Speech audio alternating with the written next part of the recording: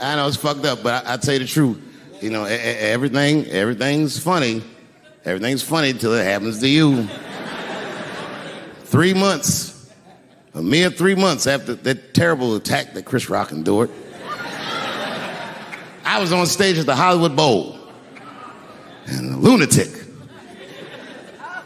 jumped out of the crowd and attacked me. Now, I gotta tell you, if it happens to you, you don't even know what the fuck is happening. It was like slow motion. I just looked over. I don't know this nigga. And I just looked and said, oh my God, I'm being attacked. And this motherfucker was ragged. He jumped at me. He was like, ah! I'm old, but I'm fast. I caught this motherfucker's head with my hand and pulled his hoodie over his eyes. I can still feel his head in my hand.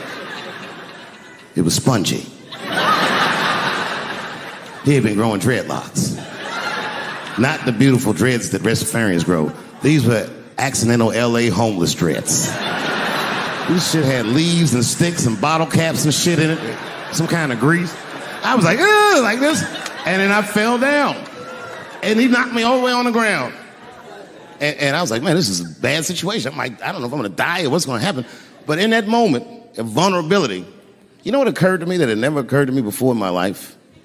In that moment, it occurred to me that bodyguards should not wear dress shoes to work.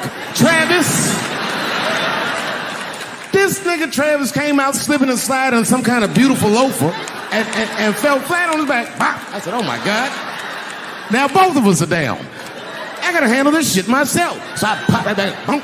And then the kid that knocked me down, he popped out, boom, and we looked at each other and realized, at the same time, I was bigger than him. And that motherfucker took off running. And I started to chase him, and I said, fuck him. And I picked the microphone up. So I'm gonna finish this show now. That's right.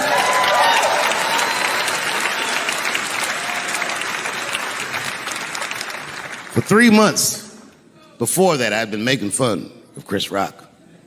And people would ask me all the time. They'd say, Dave, what would you do if you were Chris Rock and Will Smith slapped you in the face? And to this day, the answer is the same. Well, I don't know what I would have done. I've never been in a situation that extreme. But I do know now what Will Smith would not have done. And that is enjoy the rest of his evening. Man, listen.